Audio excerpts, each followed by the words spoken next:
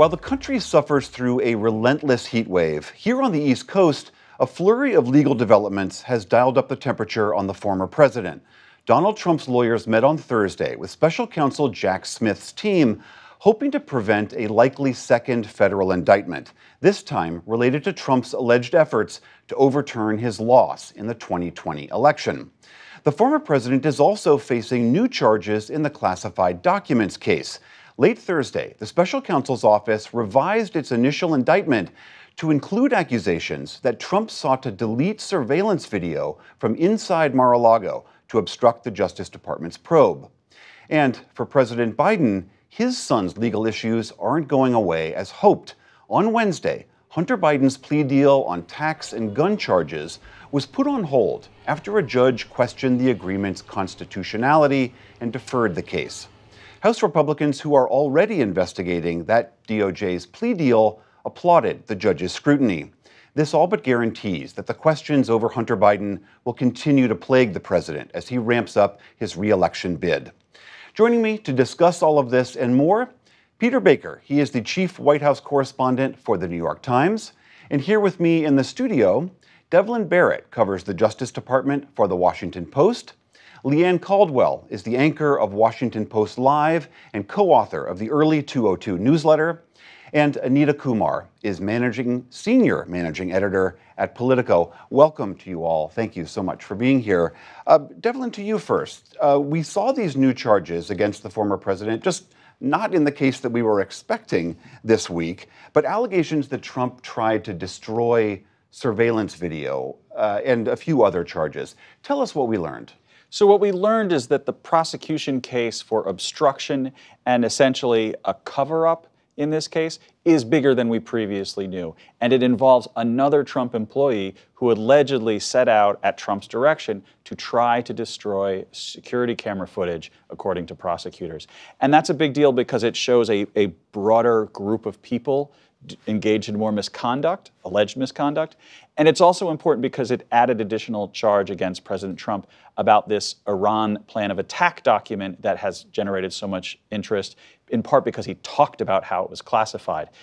This is more bad facts for the former president. Bad facts, that's the technical term for it. Yeah, more bad facts and to be honest, a broader net. So one of the things that lawyers always tell you is the more people who are at the defense table, the worse it is for each of those people. You just saw another person added to the defense table this week, and that is an ominous sign for the defense. Tell us about that new person who was added, Carlos de Oliveira. So Carlos de Oliveira is a longtime Trump employee. He's an immigrant who first attracted Trump's notice and praise by working on the metal greatwork doors of the Mar-a-Lago. We have a bunch of new reporting about this weekend. And what happened to Carlos de Oliveira is the FBI and the prosecutors and the special counsel spent a period of months trying to make him a witness in their case. And what they increasingly came up against was, in their minds, a lot of bad memory, a lot of bad answers, and that all culminated, these increasingly testy exchanges and questions all culminated in an April session, we report, in which he was essentially had a queen for a day interview, which means you get a chance to make your final pitch for why you might be considered a witness. And we're told he did not pass that test. And so now he has gone from essentially a failed witness to a defendant. Anita, separate from the alleged crime here, everything that Devlin is talking about really strengthens this sense that this was a cover-up. I can't remember what the old adage is about the crime being, or the cover-up is worse than the crime, whatever that is. That seems to be very strengthened here. It does. The question is really, do Trump supporters care? And what we've seen after every single indictment and charge against him is that his supporters actually support him more. So if you look at the polls, Republicans are supporting him more than they have. And his small dollar donors, that's all still really going really well for him. So the question is, what is going to happen if there's a third, this other federal indictment?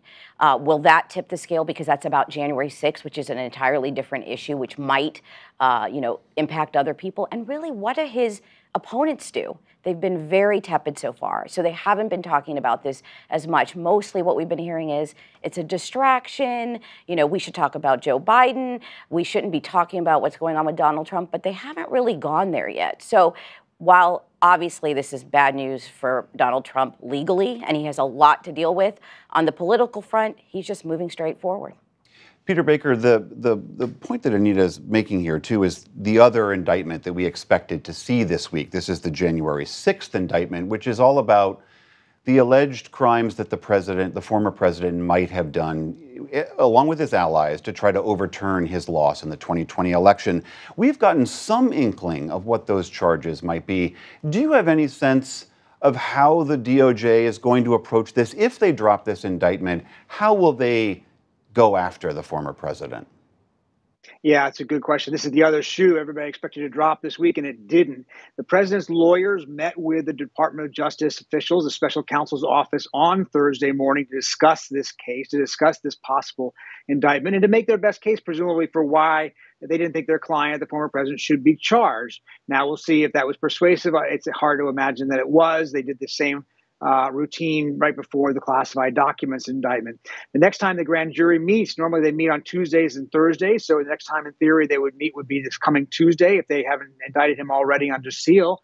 That's another date when they could potentially indict him. Now, this is a really interesting point, though, because this indictment goes further than the two we've already seen. The one we've been talking about with regard to the classified documents and the state charges in New York about hush money paid to Stephanie Clifford, who was the Stormy Daniels, the adult film actress. This goes to the heart of the matter. If we were to get an indictment involving January 6th, it's about overturning an election. It's about subverting, in effect, the constitutional process for changing power between one leader to another. That goes so much further than what we've already been talking about. As serious as classified documents are, as serious as hush money may be, this would go to the heart of the matter and would be such a different order of significance and consequence that we have to wait and see, of course, whether they go through with it, and then what the president's defense would be if he has one. Leanne, to that point, Peter is describing, yes, this is a truly extraordinary indictment if it were to come for the alleged crimes here. Let's say it does drop. What do you think the president does? Does it change his defense at all if this indictment does come as we expect? Donald Trump's defense? Yes. I don't think so. I think that what is happening with Donald Trump is his political campaign is very closely intertwined with his legal effort as well. His people flat out tell you it is one and the same. The legal strategy and the political strategy are the same. And so I don't think a lot changes. What I do think is unknown is if this January 6th indictment does hit a little bit differently with the American public. It might not hit differently. It probably won't hit differently with his base. But beyond that 35% of Americans who have diehard support for Donald Trump, where does this go? And then meanwhile, you have in the House of Representatives for the first time, House Speaker Kevin McCarthy opening the door to a potential impeachment inquiry into President Biden. And so this is also a very political tactic to muddy the waters and to ensure that both perhaps frontrunners for the presidential election are involved in these investigations. Devlin, on this question of Trump's defense, I think contrary to the advice of every single defense attorney in America, the former president, keeps talking publicly about this case. Yes, we just saw him again saying these two guys named in the Mar-a-Lago case, they're great employees. I love them. It's wonderful. I think they've been pressured to lie. Is there a greater potential that as the president keeps talking, the former president, that this puts him in more legal jeopardy?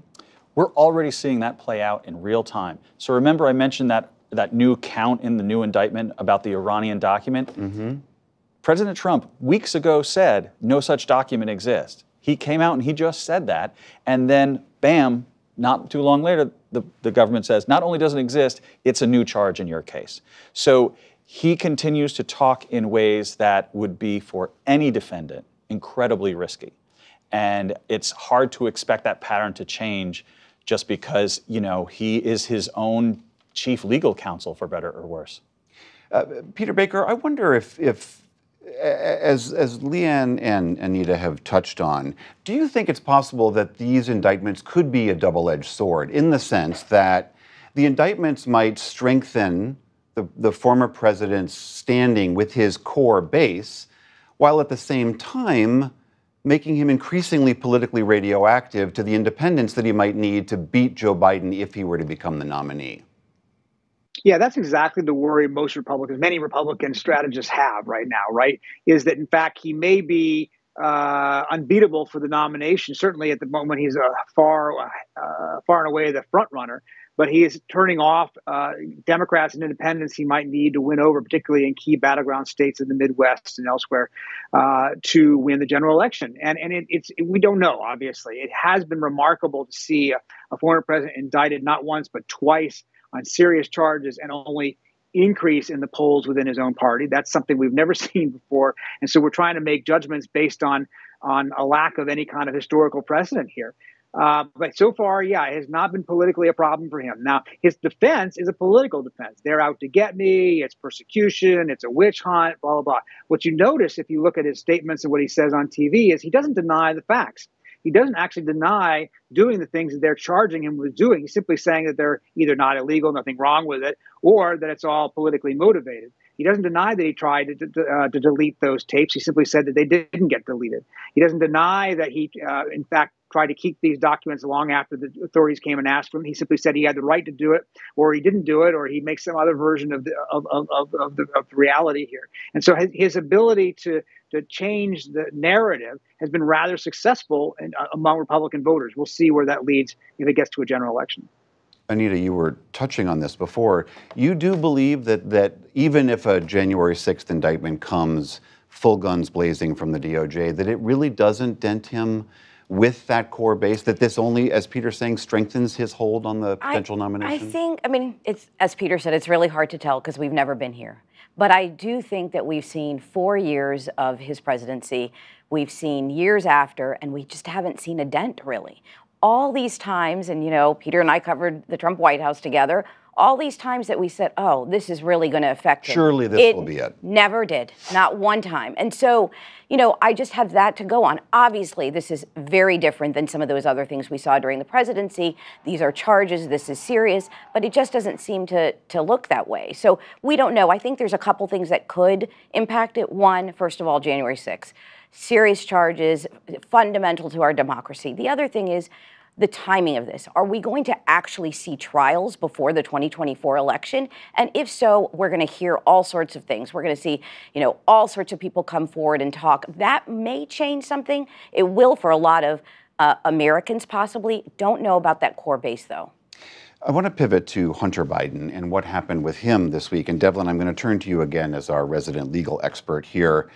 Hunter Biden and his legal team thought they were going to have a very boring hearing this week, and it did not turn out to be that way. What happened there?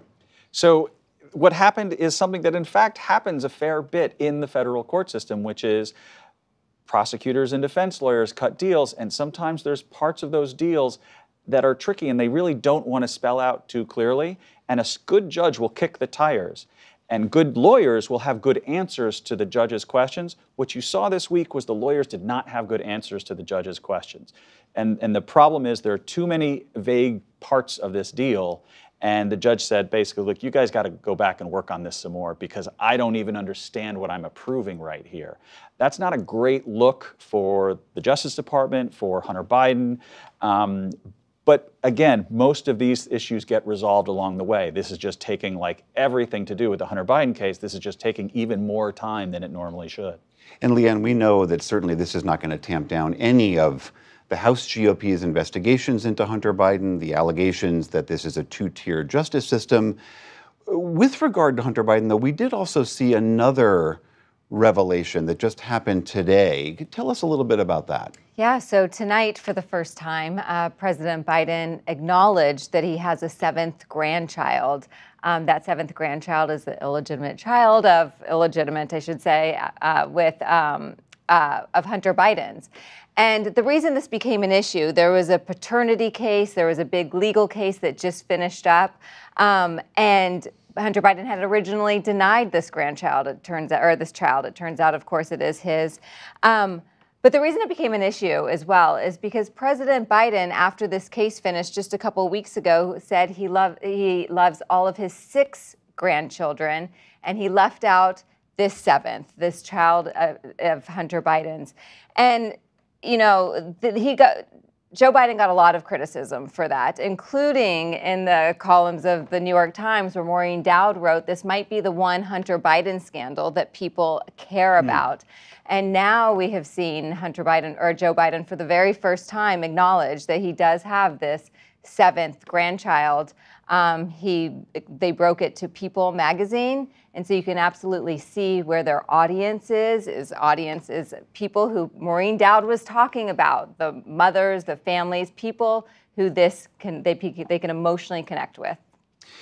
Okay, we are going to leave that section for here. I know, Devlin, we have to say goodbye to you. Thank you so much for your insight and for joining us tonight. Thanks for having me.